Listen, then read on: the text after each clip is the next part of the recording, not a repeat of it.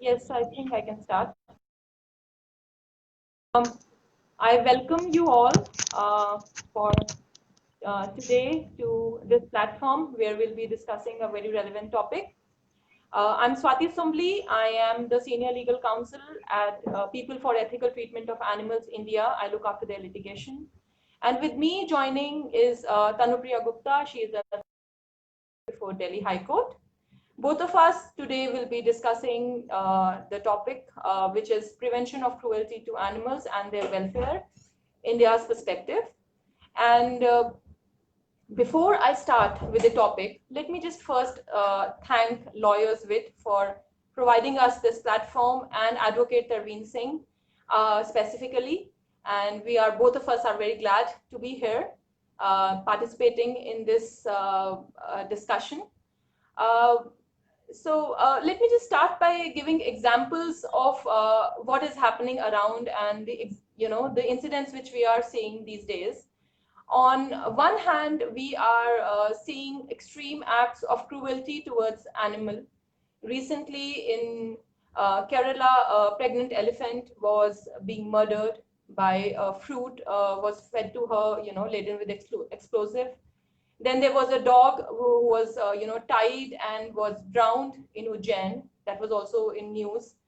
There was another case recently in Haryana where a firecracker was placed in a mouth of a cow, and she suffered a jawbone fracture because of it. And you will understand, appreciate that cows only chew. So if something happens to their jawbone, what exactly will they be able to do? As far as eating is concerned, the basic necessity of life. So these are these extreme acts of cruelty and brutality which is happening, around us.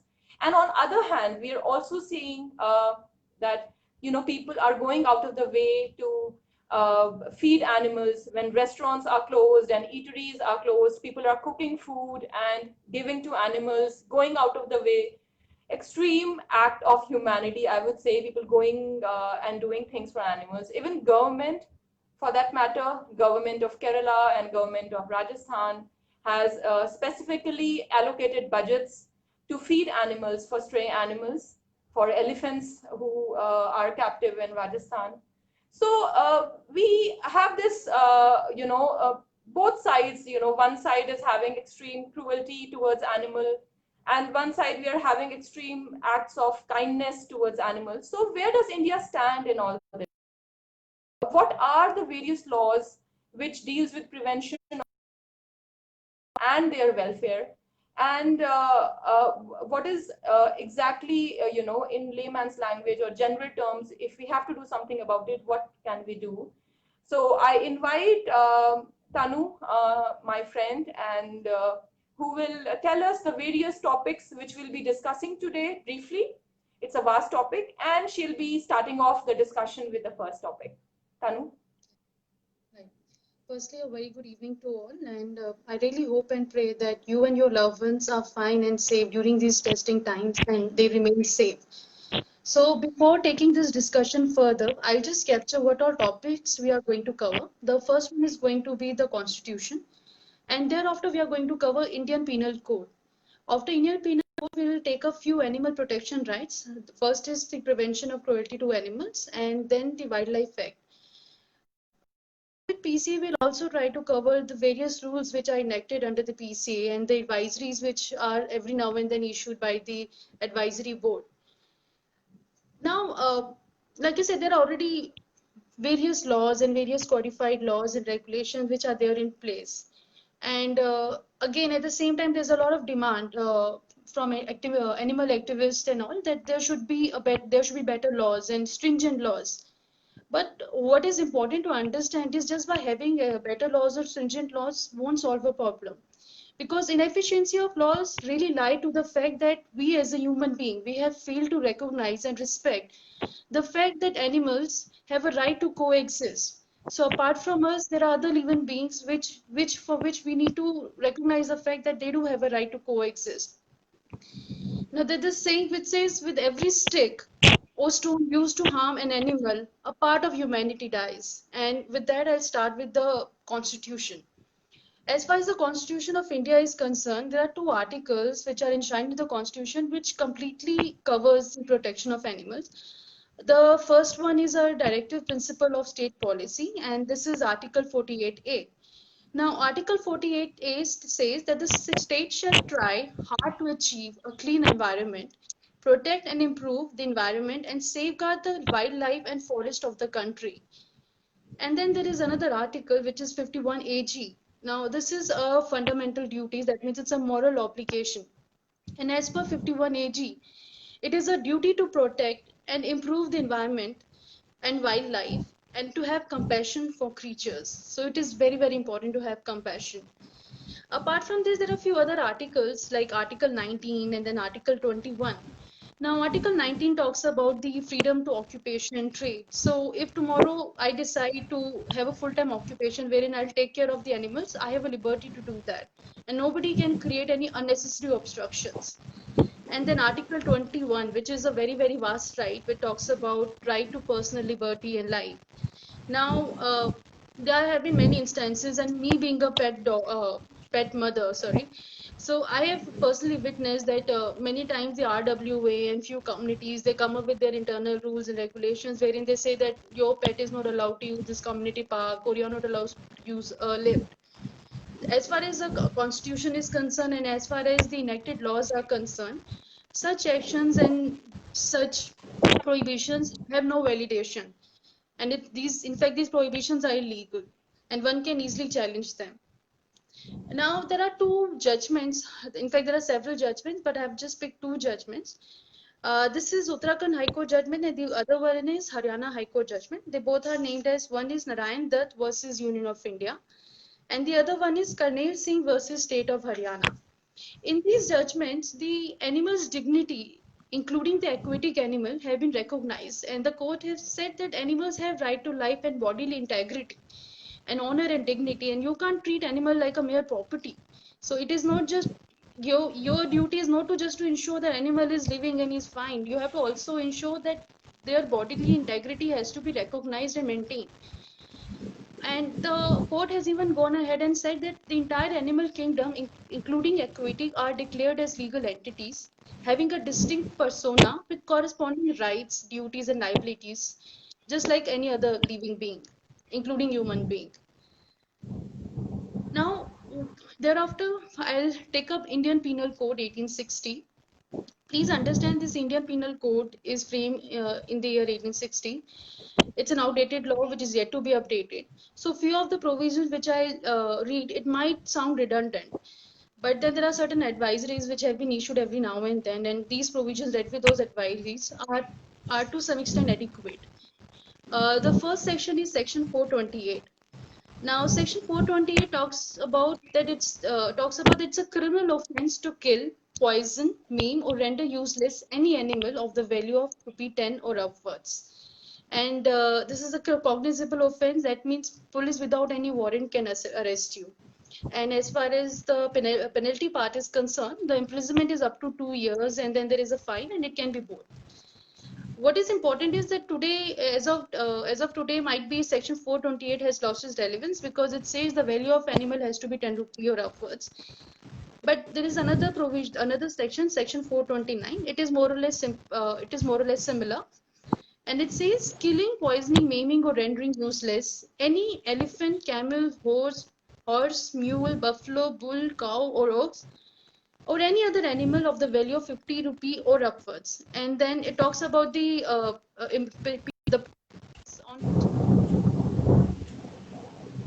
higher side. Now, 428 and 428, if there is any stray animal or pet which is mutilated, you can also invoke the provisions of PCA. And especially section 11.1, which says the mutilation and killing of any animal which will amount to cruelty, and again it's a cognizable offense.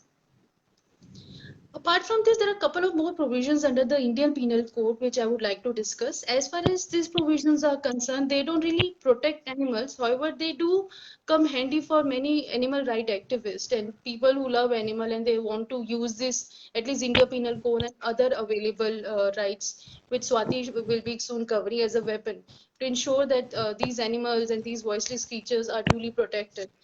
So the other section is section 378, which talks about theft. So theft, we all know that against my wish, if you take away my movable property, then it is a theft. Now, if I'm a dog owner and then you take away my pet, in under 378, even an animal is a property. So if you take away my pet, it will be theft, and it is a criminal offense and it is a cognizable offense. And as far as section 378, which talks about theft is concerned, there's another section which one can invoke, which directly relates to it, and that is that will come under the PCA Act, wherein it says that if you forcibly take out animal from its natural environment, this will amount to cruelty. Now, the other section is section 503, which talks about intimidation. It's a cognizable offense. So if I'm taking care of a dog and even anyone threatens me or create any sort of or use any sort of body language or gesture which is intimidating in nature, I can invoke a provision of section 503. Now, although it is very disheartening to say, but in majority of the cases, it has been seen that the police generally don't take cases like this, which involves animal cruelty or even animal killing very seriously. And if by any chance the accused or the perpetrator is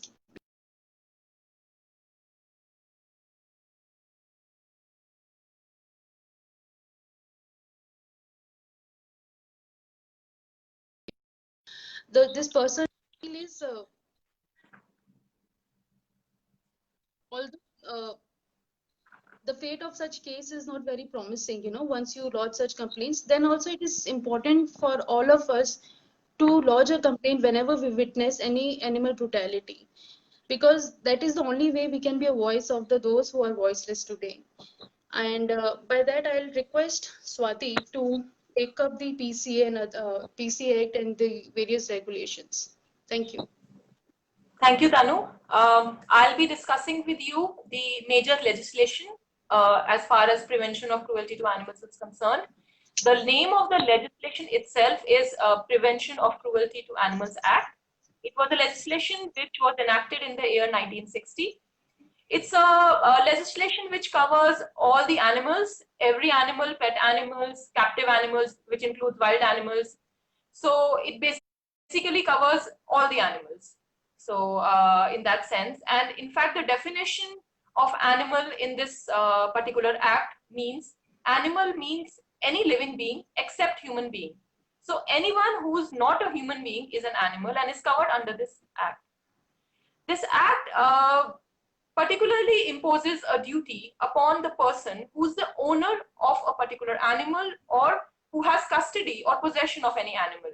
So there's a duty of that person to ensure that the dog or the cat or any other animal in his possession, his or her possession, does not suffer any unnecessary cruelty or pain and is being taken care of and is provided with food, water, shelter, and all other things which any living being would require. So it's a duty under Section 3 of all these people who are in charge of that animal. And if you fail to discharge that duty, then you are liable under Section 3 of this particular act. The most important section in this particular act, which talks about cruelty, is Section 11. Section 11 of PCA Act, or Prevention of Cruelty to Animals Act, talks about various instances or various actions which can be termed as cruel. It has around 15 actions which can be termed as cruel, starting from overriding or kicking or beating or confining an animal, in a cage, which is very short in size compared to his, dimensions. Inciting any animal fight, using an animal alive as a live bait in any national park, for a lion or a tiger, or making any animal suffer because of, for your own entertainment, not providing food, shelter, or water, you know, the ropes which are tied or the to which the animal is tied. All these actions amount to cruelty under Section 11. There are various provisions. Some are cognizable, some are non-cognizable. That means police can arrest without a warrant in some offences, which is killing an animal or mutilating an animal or inciting animal for animal fights. These are cognizable offences. Remaining others are, kicking, beating, hurting an animal, or locking up animal for the entire day. These are all non-cognizable offences. That means police cannot arrest without a warrant. As far as the punishment is concerned for these actions, you'll be disappointed to know that the punishment for any offense, which is, all these actions which I just termed, is a mere 10 rupees fine, minimum 10 rupees fine, which can go up to 50 rupees. That is the fine which is prescribed for any person who is either, kicking, beating, overburdening an animal, or treating the animal cruelly or any other way. Of course, this is a 1960 Act, which was amended a couple of times, also in 1982. But this amount of, maximum penalty of rupees 50 is absolutely nothing. It's like loose change for anyone. So, anyone can go hurting an animal and will pay a 50 or maximum 50 rupee fine and get away with it. That is how the situation is, and we seriously need amendment. Although there have been talks about amendment, but nothing has actually materialized.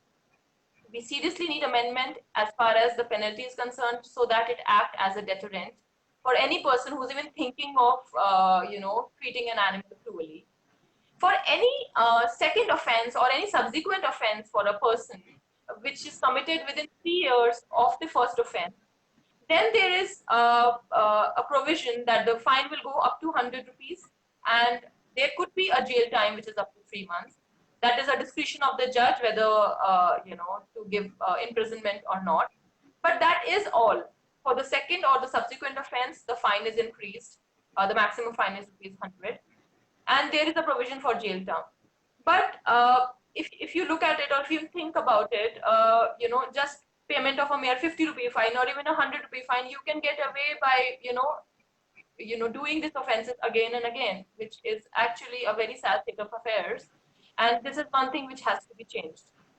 As far as PCA Act is concerned, apart from imposing a duty on the owner to take care of his animal and prescribing punishment for any person who's treating animal cruelly, PCA also provides for constitution of two important statutory bodies.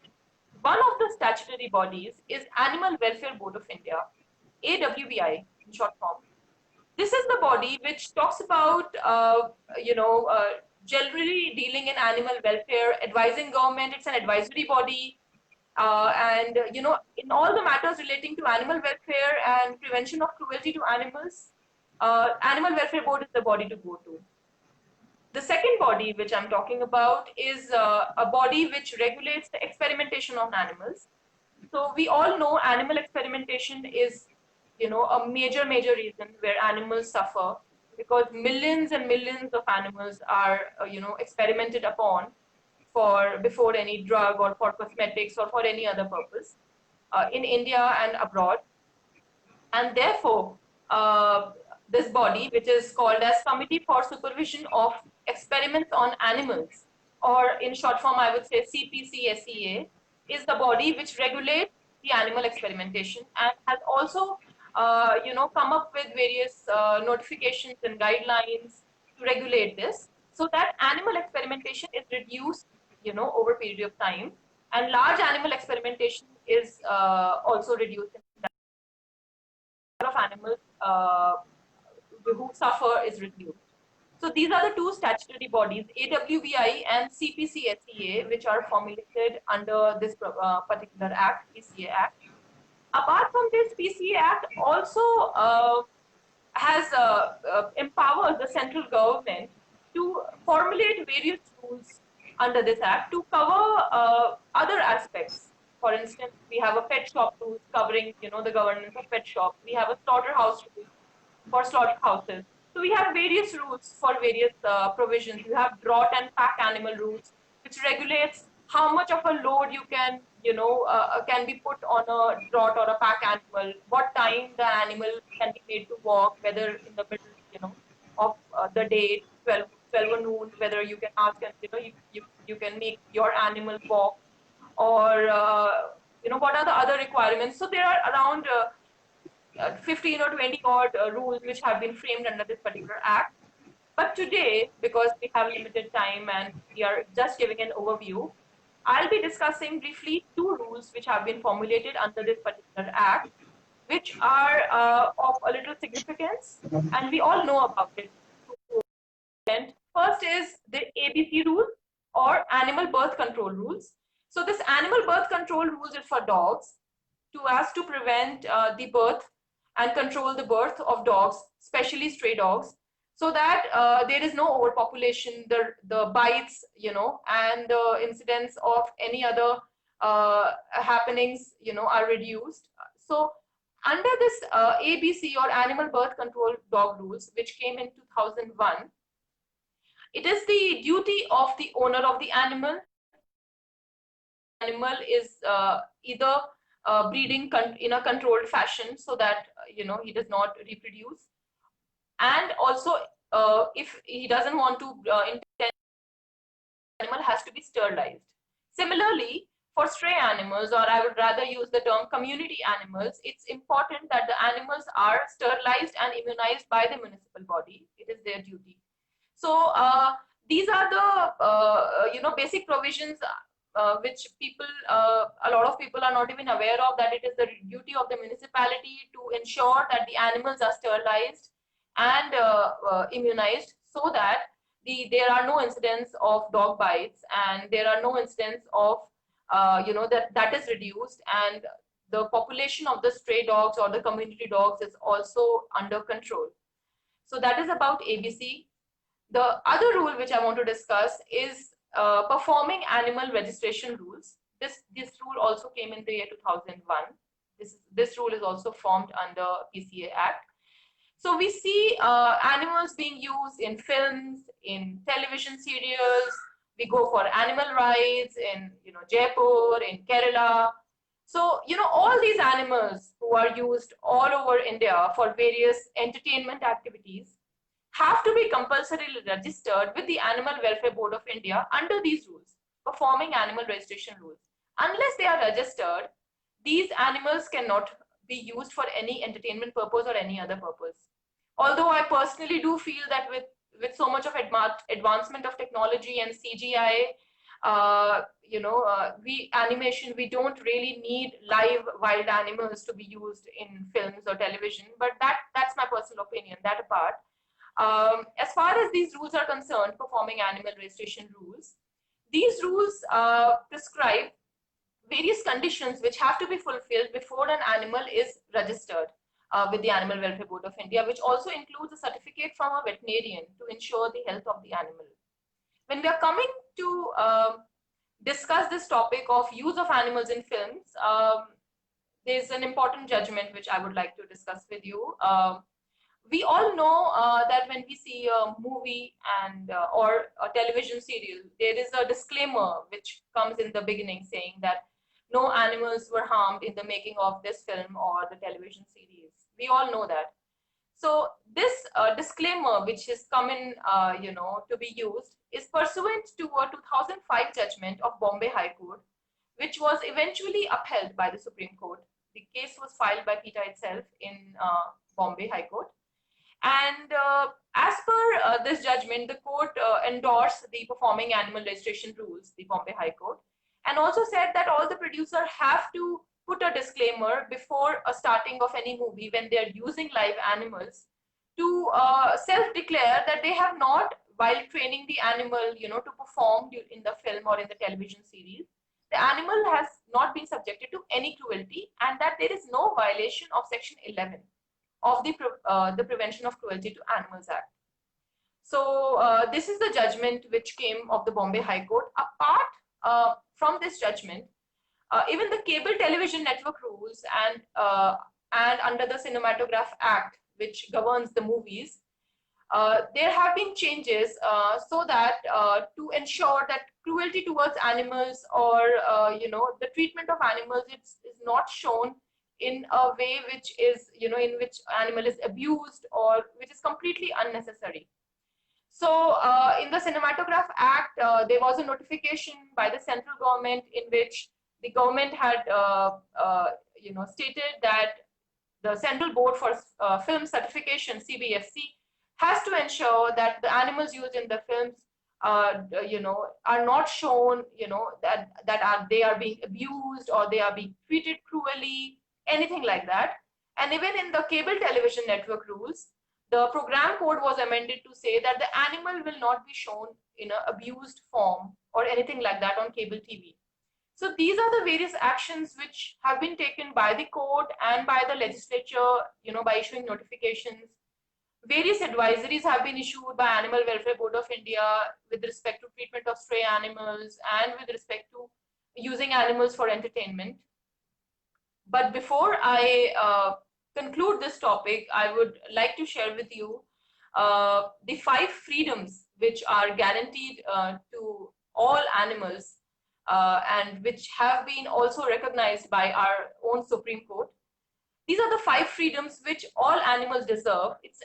These are internationally recognized 5 freedoms, and we all should endeavor that animals receive these 5 freedoms. The first freedom, which is internationally recognized for animal, is freedom from thirst. And so every animal, in fact every living being, does not want to feel hungry or thirsty. So animal also requires this freedom that he doesn't feel thirsty or hungry. So you all know what you have to do, to ensure that animals do not feel thirsty or hungry.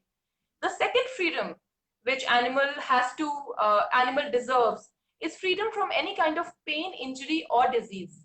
That is also something which all humans want and every living being wants. We do not want any disease, we don't want any pain, we don't want any injury.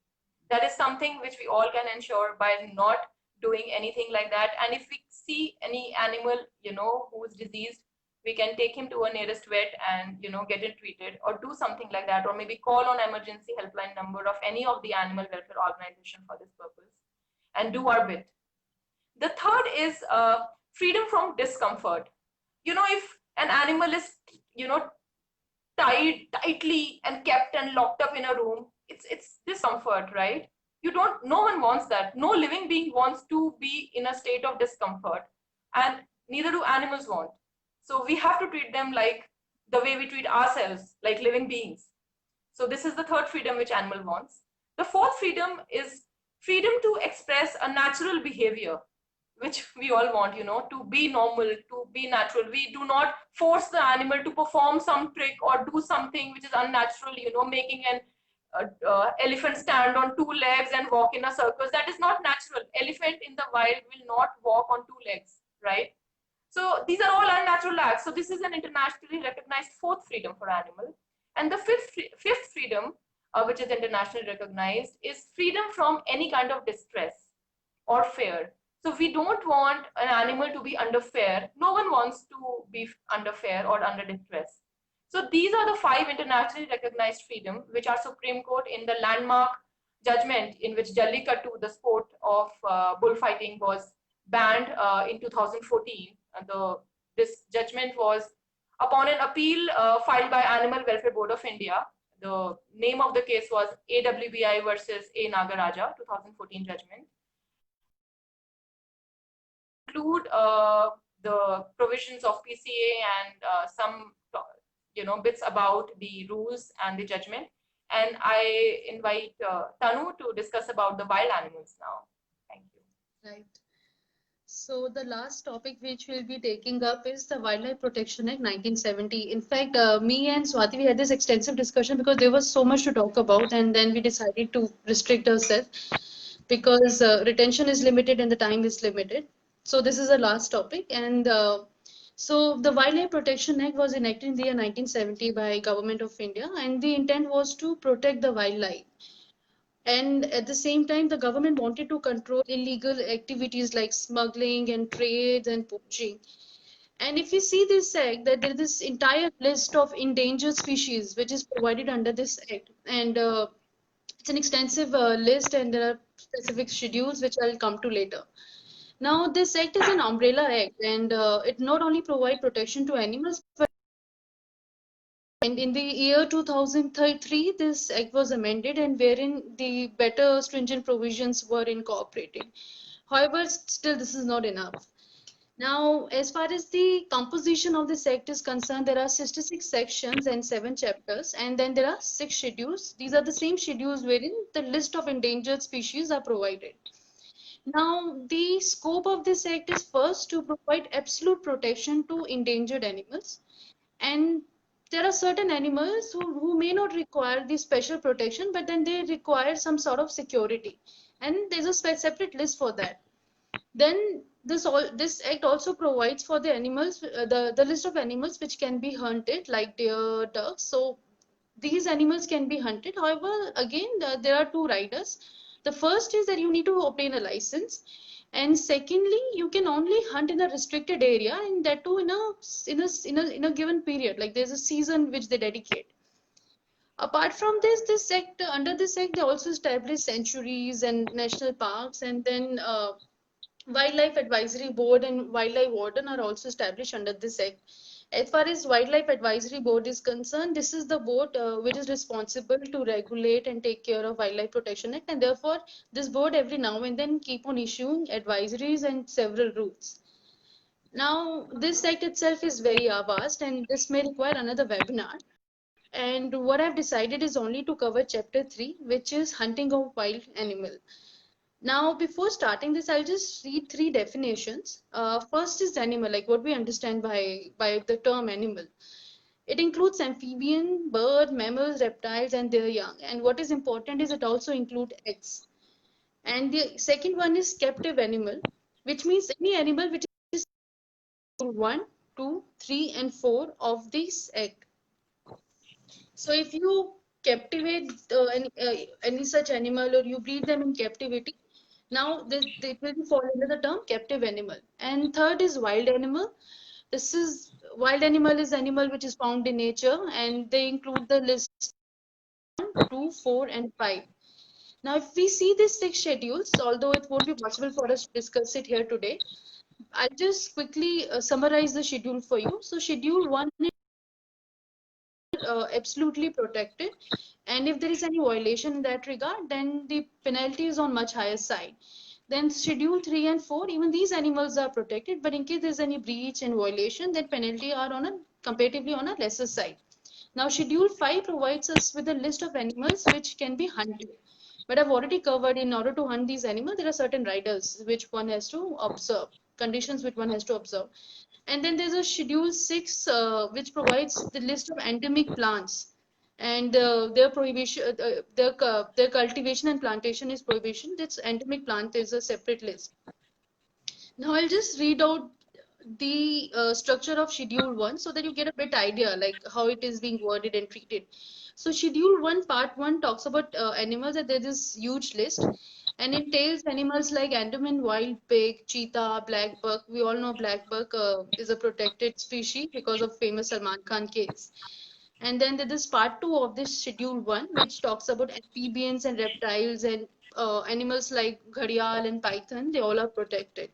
Then part 2 all talks about fishes, wherein wild stark is protected. Then part 3 talks about bird, and then part 4 insects. And there are certain categories which are specifically listed. Now, as far as hunting is concerned, the relevant sections are section 9, 10, 11, 12, 13. So section 9 says that you can't hunt an animal which falls under the list of schedule 1, 2, 3, 4.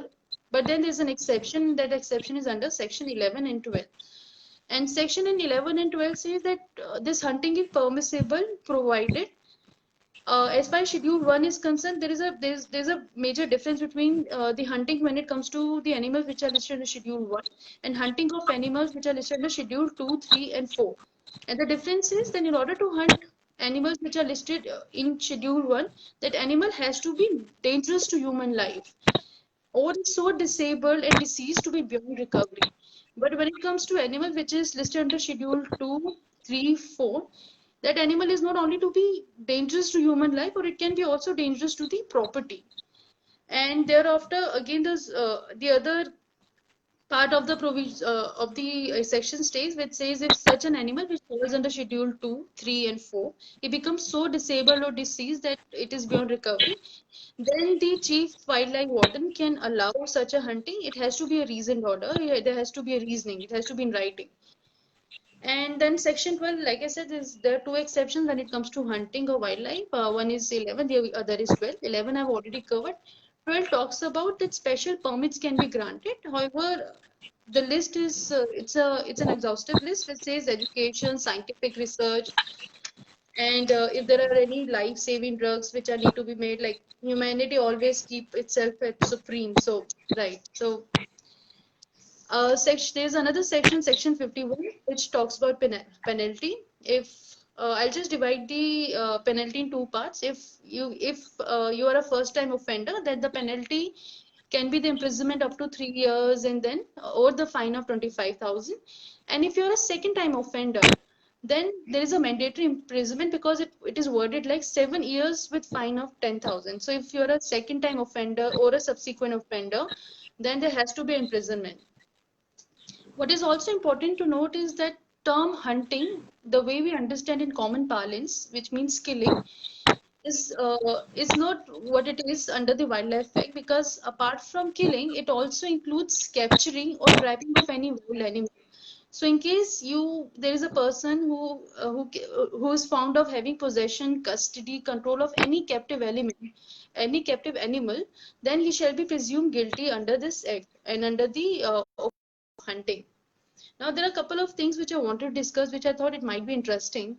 That the first question is it legal to keep birds? And the answer is no, not Indian birds, because all these Indian birds are protected.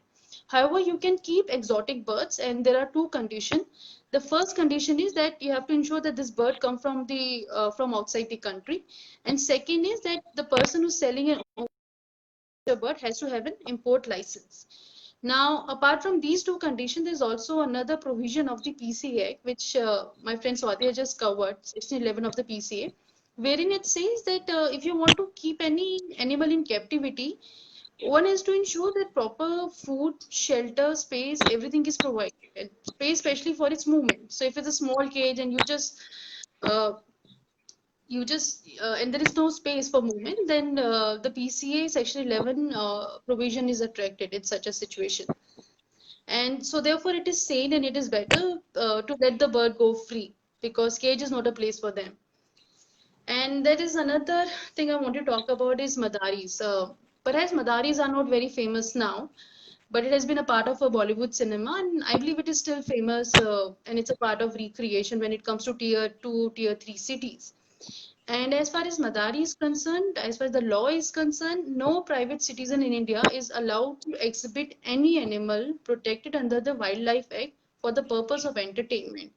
And the list of this protected animal includes monkey, it also includes langur, snake, bear, parakeets. And these are generally the animals which are being used by Madaris. So this is purely and surely a violation of law and violation of the Wildlife Act. And as far as this exhibition of animal for entertainment purpose is concerned, it also attracts the provision of Performing Animal Rights 1960, which has just been covered.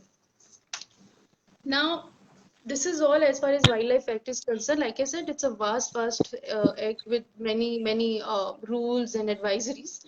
But I just wanted to cover one part of it, which I thought might be relevant for this discussion. Now, I would like to conclude by saying that India has never been an easy country when it comes to animals. And if we see our Facebook feeds or even the WhatsApp forward, we see numerous instances wherein animals are being beaten and they are being treated mercilessly and brutally. And there are innumerable stray dogs which are being beaten and tortured day in, day out. And there have been one incident wherein a political leader who was supposed to save the legislation, that political leader, he broke the leg of a police horse, and for absolutely no reason. And ultimately the leg had to be amputated, and that horse could not even survive a month because he could not adjust with an amputated leg. And this is not it. Even the animals which we revere so much, which are pious animals for us, like temple elephants or cows, we don't treat them any better. Like temple elephants, for a fact, there are many temple elephants. In 2016-17, there were reports who died because of being malnourished and being ill-treated. Because we all know that in all these dairies, they are being raped and they are being sodomized only to ensure that the milking process stay intact. And this list is endless. Interestingly, there was this report which I studied, wherein it says that all these murderers, it's not an absolute thing, but still, it's a scientific report which says all these murderers and sexual assaulters, they have indulged into animal cruelty in the past or at some point in time of their life. So such people who treat animal in such a merciless manner are no better when it comes to human. And I would like to conclude by quoting from Mahatma Gandhi, and it says the greatness of a nation can be judged by the way it treats its animal, and therefore it's high time to rise against animal cruelty. Thank you. So, Swati, I what do you think? Yeah. I would like to thank you all. If there are any questions, you can post in the comments, and we'll be happy to answer. Are there any questions? Um, right. Swati, there are many comments. I'll just start reading one by one. Although there are many comments, I don't think so. I can't see any question so far. Okay. Okay.